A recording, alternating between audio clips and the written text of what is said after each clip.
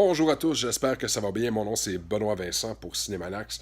Aujourd'hui, on va parler d'une petite critique de jeu qu'on appelle Astérix et Obélix XXL 2 Las Vegas. C'est un jeu qui est sorti depuis le 29 novembre 2018. Alors ne soyez pas surpris, il s'agit d'un remake d'un jeu qui est sorti back in the day, 2005-2006.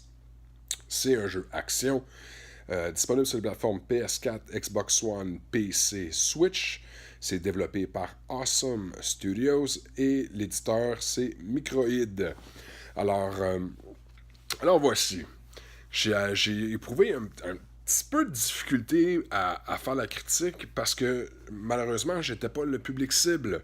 C'est pas à moi que ce jeu-là est adressé. C'est adressé à des enfants de 7 ans, 8 ans jusqu'à 10, 12 ans. C'est un jeu de plateforme comme on les aime. Alors, on doit aller d'endroit à un endroit, pousser, tirer, peser sur le bouton, sauter, double saut, ramasser les casses, battre les adversaires.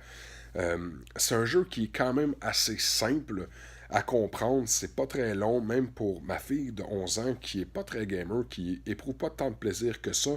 A rapidement été capable d'embarquer dans le jeu. Alors, c'est là que je me suis rendu compte que mais c'est pour ça qu'il a été remasterisé, ce jeu-là. C'est parce qu'il y a pour une gamme d'âge que ça fonctionne très très très bien. Alors, l'histoire est quand même très bien. Où est-ce qu'on doit aller à la découverte de ce qui se passe, panoramique, trahit le clan et décide d'aller rejoindre les Romains. Il y a matière à excellence à ce niveau-là. J'ai pris la peine de changer ma PlayStation, la remettre en français pour vraiment pouvoir bénéficier du langage francophone.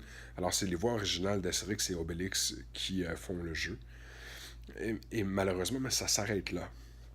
Euh, j'ai pas pu vraiment totalement embarquer dans cet univers-là. Comme je disais tantôt, c'est un jeu qui sort de 2006, qui à ce moment-là avait gagné des prix pour meilleur graphique.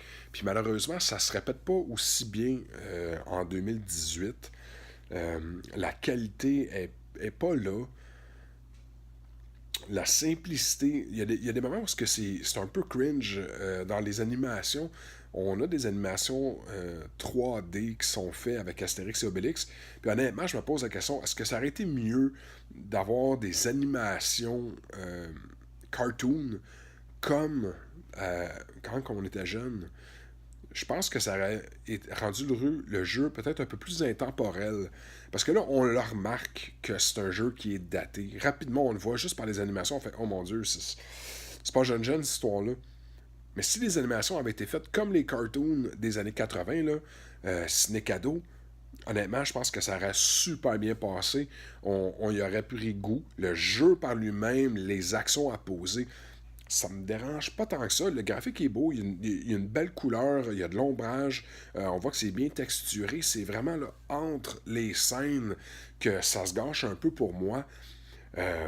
N'ayant malheureusement pas joué à la version PS2 de l'époque, je me questionne, est-ce que ces animations sont copiées-collées de l'original ou bien est-ce que ça a été refait? Si on met le budget, le temps et l'énergie, j'aurais préféré avoir les cartoons. Je pense que ça aurait été vraiment meilleur.